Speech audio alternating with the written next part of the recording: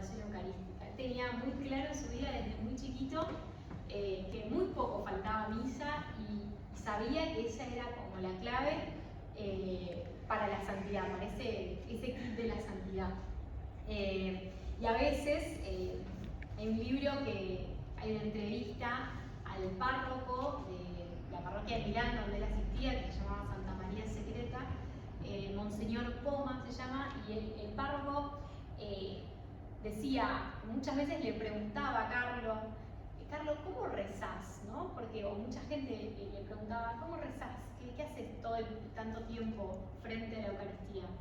Y él decía, no sé, yo como Juan en la última cena, simplemente descanso sobre el hombro del maestro, ¿no? Como era un momento de descanso para él, la adoración eucarística, estar frente a la Eucaristía.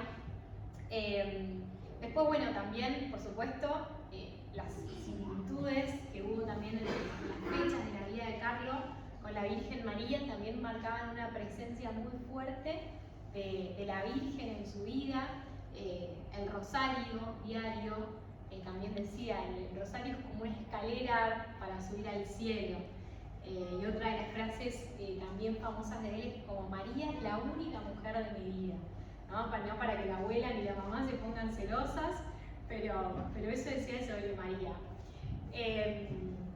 Sus advocaciones favoritas eran Fátima y Lourdes, siempre estaba ahí cerca visitando los santuarios marianos que podía. Y bueno, entonces este kit de la santidad se compone, bueno, de esta Eucaristía diaria, del rosario y de la devoción a María, también de la confesión. Hay una frase muy linda que tiene Carlos, que dice que nuestra alma es como un globo aerostático, ¿no? Y el fuego que va en el globo aerostático es la confesión, ¿no? Es lo que le impulsa al globo a subir al cielo. Entonces, si no alimentamos ese fuego, el globo no sube. Una cosa así, ¿no? Es la lógica de la frase. Y por último, primero está la caridad, por supuesto, que bueno, él tenía en cuenta que Jesús estaba en el prójimo siempre, y bueno, venía de una familia acomodada en Milán, con buenas posibilidades, entonces siempre tenía algo en casa que le sobraba. Si tenía un par de zapatillas de más, pasaba, y bueno, era amigo de todos los mendigos o la gente que vivía en la calle, también de los encargados de los edificios, que siempre los saludaba, y siempre estaba atento a esas necesidades del otro, que no tenía tantas posibilidades por ahí como las que le tocaron a él. Entonces, bueno, se dice que con sus primeros ahorros compró una bolsa de dormir y se la regaló a un hombre de la calle, y que no solo era un hombre de la calle cualquiera, el nombre de él era Emanuel. Él sabía, no era que solo le daba, sino que se quedaba con él, hablaba, conversaba, tenía, bueno, un vínculo. Así que bueno, la caridad era, bueno, otro de sus pilares en este kit de la santidad. Y bueno, el que elegí para lo último es justamente la palabra, acá en este congreso bíblico, que también, como dijo Sarita, me hizo meterme un poco más en lo que son las similitudes de la vida de Carlos con la palabra. Y a pesar de que hay algunas cosas que decimos, bueno, es obvio que se basó en el Evangelio, traté de como indagar un poquito más para poder entenderlo. Y me quedo con una frase acá que dice: no temas, porque con la encarnación de Jesús, la muerte se vuelve vida y no hay necesidad de escapar. En la vida eterna nos espera algo extraordinario. Esta es una frase de Carlos que por ahí no es tan conocida, pero que me gustó ponerla acá porque qué claro que tenía, ¿no? Que con este alimento diario de los sacramentos, del rosario, de la Eucaristía, iba a llegar al cielo, ¿no? Como seguimos entendiendo que para él era muy claro desde su inocencia el haber comprendido desde muy chiquito que él estaba destinado al cielo.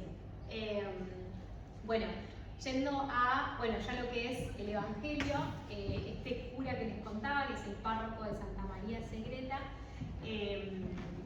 contó varias cosas respecto de esto, y que el evangelio favorito de Carlo era el evangelio de Juan. Y sobre todo, hay varias frases de ahora que les voy a mostrar. Qué lástima que no se pudo poner acá la presentación, ¿no? Sí. Pero bueno, no llegó. Pero bueno, yo la voy leyendo mientras tanto, después se las paso igual. Sobre todo, el Evangelio de Juan, bueno, entero, pero sobre todo el Evangelio del pan de vida, ¿no? Había una de las personas que trabajaba en la casa de los Acutis, que se llamaba Rajesh. Él era indio, venía de la India y era musulmán, era de una casta musulmana. Y bueno, trabajaba en la casa de los Acutis haciendo algunos arreglos, pero había llevado una amistad muy linda con Carlo. Carlo se hacía amigo de todos, pues siempre, bueno, lo iba a buscar al colegio, lo traía y lo llevaba. Y Rajesh, fue tal el vínculo que llevó con Carlo, que al final, casi al final de la vida de Carlo, él se convirtió al catolicismo, pidió los sacramentos, pidió el bautismo, y él cuenta que para él el testimonio de Carlo fue muy fuerte. Y dijo, Carlo me citaba las palabras del Evangelio de Juan que él mismo conocía, le citaba esta parte del Evangelio de el pan de vida, sobre todo la parte que dice, el que coma de mi carne y beba de mi sangre permanece en mí y yo en él, y lo resucitaré en el último día. Por esta cita de Juan 6, Rajesh se convierte al catolicismo y recibe después los sacramentos. Entonces, bueno, este relato del pan de vida, justamente que tiene que ver con la Eucaristía, como era normal en Carlo, es justamente lo favorito de Carlo.